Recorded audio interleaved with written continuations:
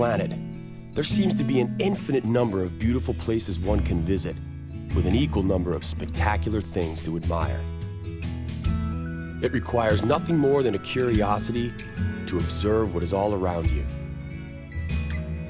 The miracle of nature manifests in countless ways, from breathtaking vistas to the simple movements of a common heifer.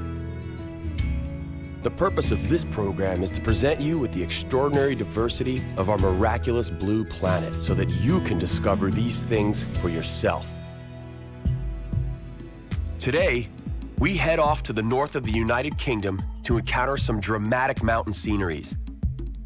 The Scottish Highlands, a place where the best whiskey in the world is made and where the men still wear skirts.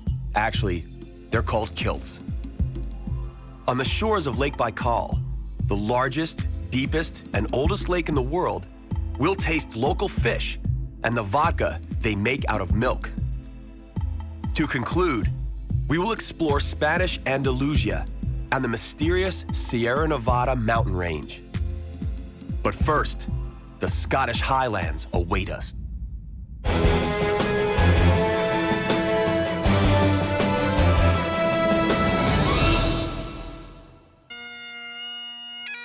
The landscape of the Scottish Highlands is ruggedly beautiful.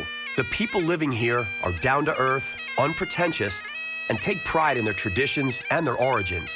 Life has been tough here, which, over the years, has given the local population pride and enjoyment.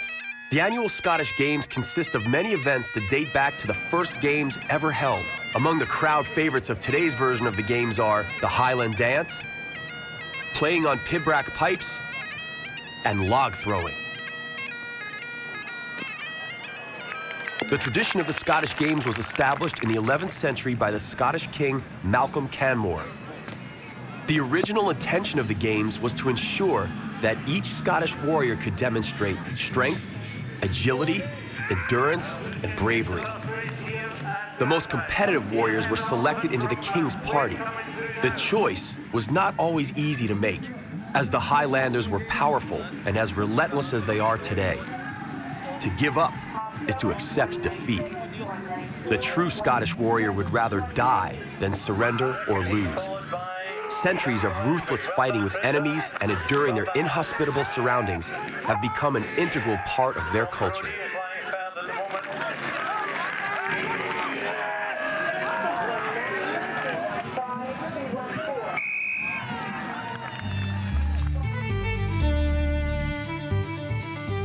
The Highlands are no place for the less than hardy.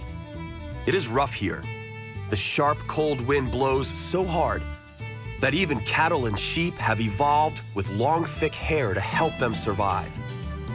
But on the rare occasion that the sun does come out, enveloping the rolling hills and picturesque valleys in its rays, the Highlands become a breathtaking place to be.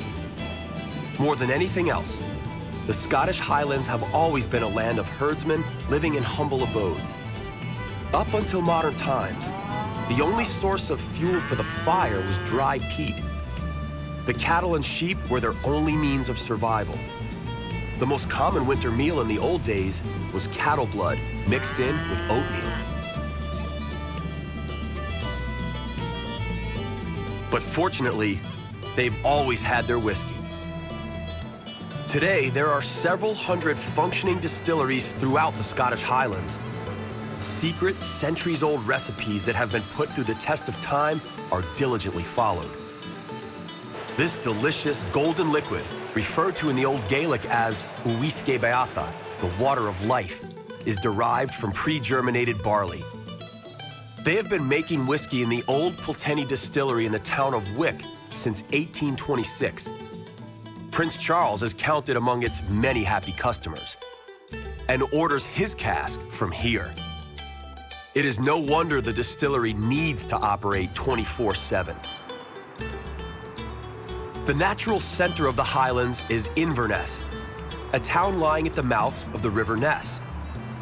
Long ago, Inverness was an important port, serving mostly as a transshipment yard and the center of shipbuilding. Undoubtedly the most well-known place of the Scottish Highlands, and possibly in the whole of Scotland, is the Loch Ness Lake. Veiled in mystery, The lake has achieved its celebrity status thanks to Nessie, a giant creature allegedly living in the lake. The first reference to its existence dates as far back as the 6th century, but Nessie only became a global phenomenon in the last century when hundreds of sightings were reported. The creature was photographed and filmed on a number of occasions, but none of the records were sufficiently convincing to serve as indisputable proof of its existence.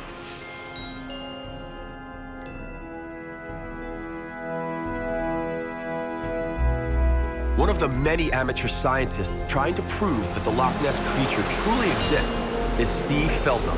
Steve came to the lake 17 years ago, having given up his fiancée as well as the family business in England. He sold his house and bought an old mobile library from which he set up his observatory. He makes his living selling Nessie souvenirs and hopes one day he will be able to prove Nessie's existence.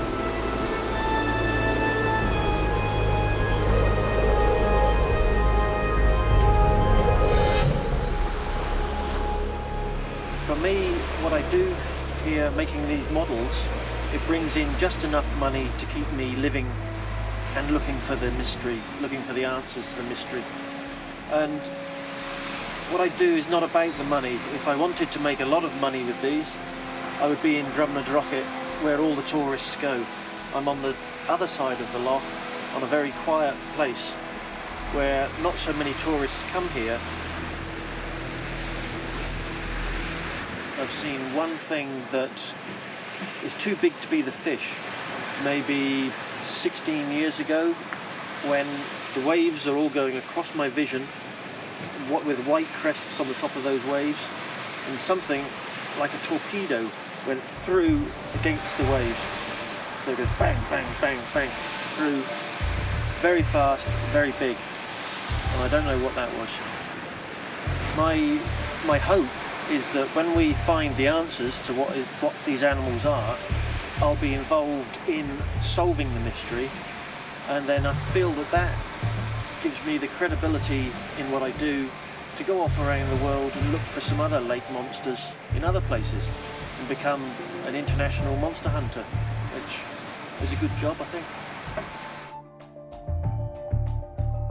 There is one other reason why the Loch Ness Lake is so interesting.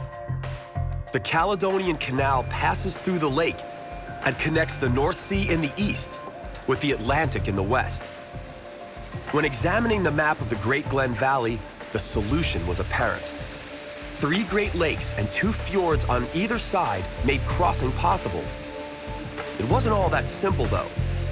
At the beginning of the 20th century, the British engineers William Jessup and Thomas Telford had to solve a major obstacle: a 20-meter height difference between Fort Williams and Inverness. They resolved the problem masterfully by devising an ingenious system of 29 floodgates over the 96 kilometers. The masterpiece was made operational in 1822 and cost what was considered at the time to be a staggering sum: 840,000 British pounds sterling.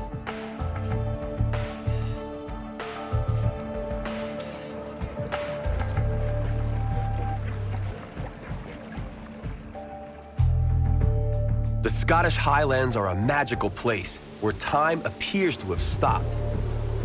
The people seem closer to nature here than elsewhere. Looking out over the stunning vistas, a man suddenly realizes just how petty and mundane his everyday worries are. The beauty spread out here is breathtaking and at the same time calming in its immenseness.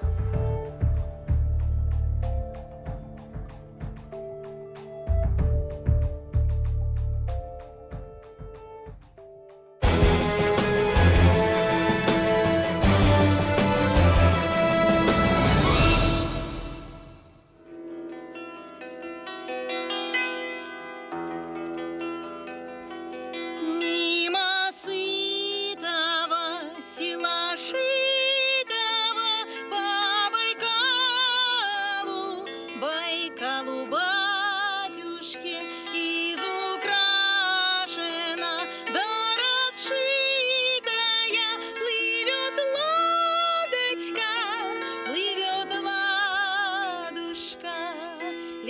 Lake Baikal is the deepest and oldest lake in the world.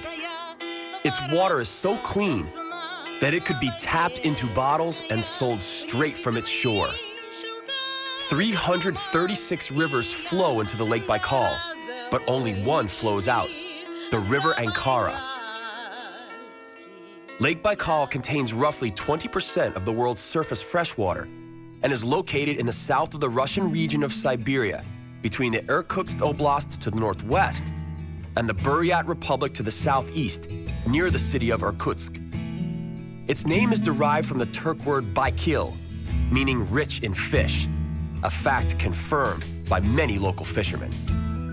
The region is rather cold, with average annual temperature hovering around 0 degrees. Considering this is Siberia, the climatic conditions are pretty mild. Unexpected flora can be found here. The Peshenoi Bay, where the average annual temperature reaches 0.4 degrees, is the warmest place along the Baikal. Flora, however, is not the center of attention here.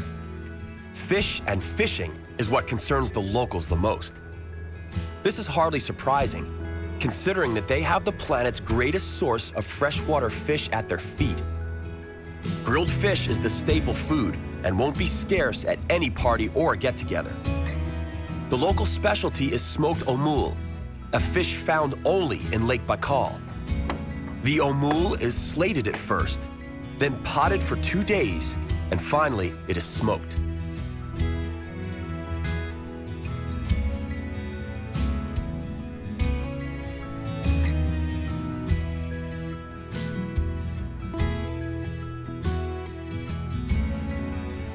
All around Lake Baikal, life seems to center around what takes place aboard a boat. Well, at least that's what the fishermen claim. When the lovely scent of freshly prepared fish pours from the galley at sunset, it almost seems believable.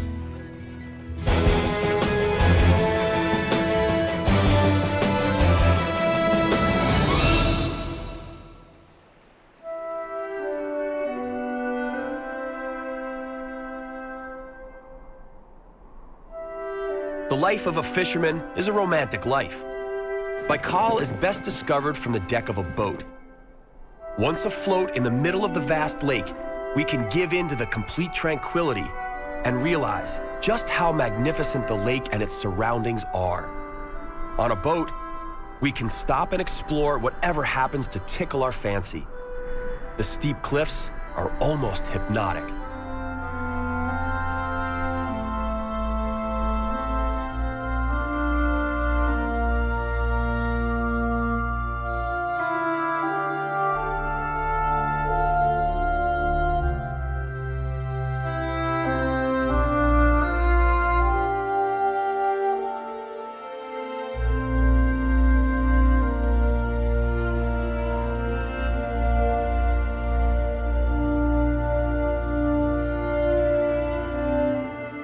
The deep, eerie woods are veiled in mist. The landscape surrounding the lake changes constantly and dramatically. Every few miles, the rocky cliffs give way to open plains. We can also appreciate the deserted grasslands, with a few horses grazing sporadically here and there. Such immense space may seem almost overwhelming for humans more accustomed to living in densely crowded conditions.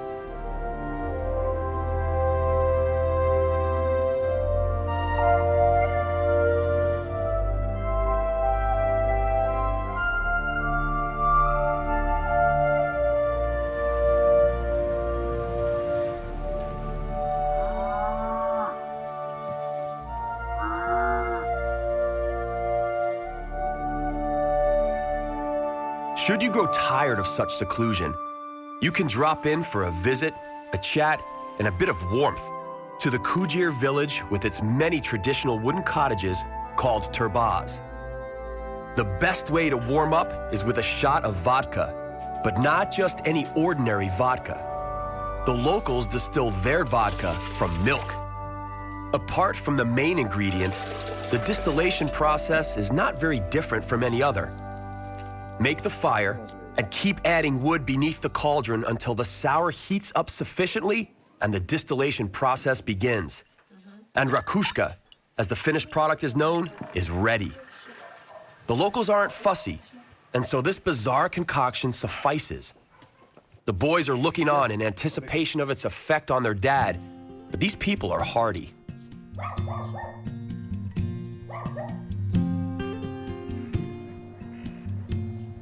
Life is not easy or comfortable here, but the natives are used to it.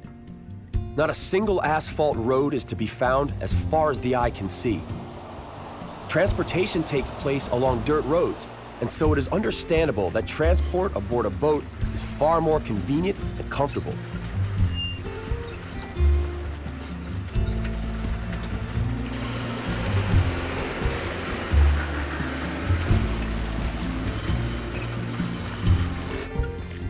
The people are close to the lake.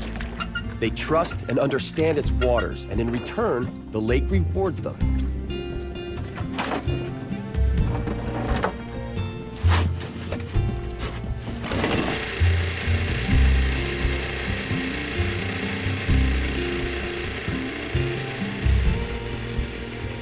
Fish are so plentiful in the Baikal.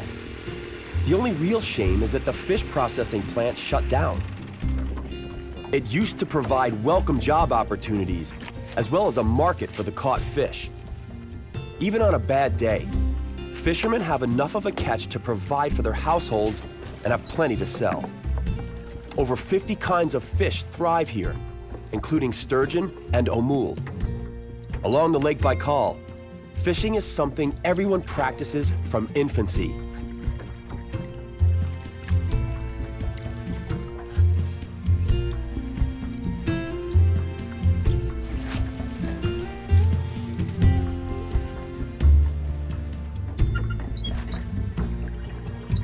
It is time to bid the lovely Lake Baikal farewell.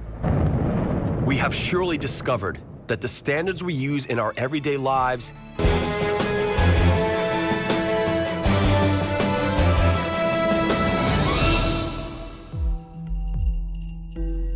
Andalusia lies southernmost on the Iberian Peninsula. The Andalusian landscape is as changeable as the clouds in the sky above, and as untamed as its hot-blooded people. The landscape manifests itself in everything from mountains and green expanses to semi-deserts. Andalusia is staked out by several mountain ranges framing it on all sides: the Sierra Morena, the Cordillera Betica, and the Sierra Nevada. In between the mountain ranges lies the plentiful valley of the Guadalquivir River. Andalusia is mainly influenced by two regions: the southwestern Sierra de Grazalema, the part of Spain with the most annual rainfall, and the eastern Almeria, which on the contrary is the driest region. Along with its amazingly diverse natural endowments, Andalusia also offers gems such as Sevilla, Granada, Malaga, Cordoba, and Cadiz. We inevitably must come to the conclusion that Andalusia truly is the pearl of southern Europe. Due to its location, Andalusia boasts a very colorful history. In medieval times, the Phoenicians, Carthaginians, Greeks, Romans, and Visigoths each had their turn ruling the area. The Arabs took over in the 8th century when they invaded from the Gibraltar.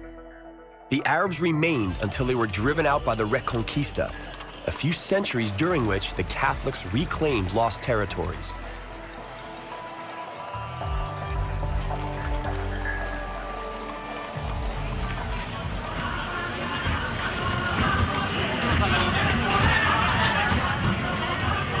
The clash of the Islamic and Catholic worlds left its mark on Andalusia. The two Andalusian towns where the Moorish influence were felt the most are Cordoba and Granada. Granada is the home of the world-famous Alhambra. The Alhambra is a UNESCO World Heritage Site and the inspiration for many songs and stories. Spanish olive oil is just as well known as the Alhambra. Along with Greek olive oil, it is considered the best in the world. Spain is the world's biggest olive oil producer and exporter. Andalusia is the region within Spain where most of the olives are grown. Should you board a plane to Malaga, some 15 minutes before landing, you will be able to see pink areas from the window. Flamingos. You are flying over the Fuente de Piedra Lagoon, which is the favorite mating ground of these majestic birds. This expansive saline lake covers an area of 14,000 hectares. When it is full, it is commonly very shallow. Then, during the hot summer months, it dries out completely, creating a salt plain. If a humid autumn follows, then several thousand flamingos remain until late December. Nesting takes place even in the dry years, but then the flamingos must seek food from further away. The beautiful town of Ronda lies surrounded by the Serranía de Ronda Mountains in the northwest of the Malaga province. It is surrounded by romantic landscapes, laced with steep rocky passes, beautiful chalk pools, and swimming holes with surprisingly blue water. This fascinating town was selected by Ernest Hemingway as the site for his novel, For Whom the Bell Tolls. In its opening pages, Hemingway owns up to being inspired by the English poet John Donne. Andalusia is a truly fascinating land. It really is the last cape of Europe. It is enveloped from one side by majestic mountain massifs and from the other by endless masses of water, the Mediterranean and the Atlantic. In the story, the seagull called Andalusia had to withstand all sorts of currents, whirlwinds, and turbulences, but she somehow emerged victorious and more beautiful than ever. A fitting metaphor to describe the region known as Andalusia.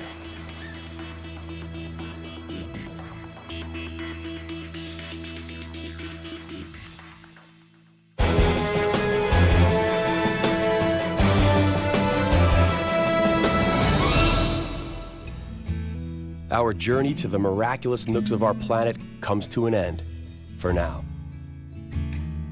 On the next exploration of our compelling and bountiful planet Earth, we will visit the Arabian Peninsula. We will begin in poverty-stricken Yemen, where the men carry their dull daggers tucked in their waistbands. Then, we will drop by the Yemeni island of Socotra to revel in the beauty of untouched nature. We will continue our wandering in style by going to opulent Oman. Here, we will explore the intricacies of frankincense and discover the charm of camels. And to wrap it all up, we'll witness the breathtaking spectacle of nature on the shores of the Indian Ocean.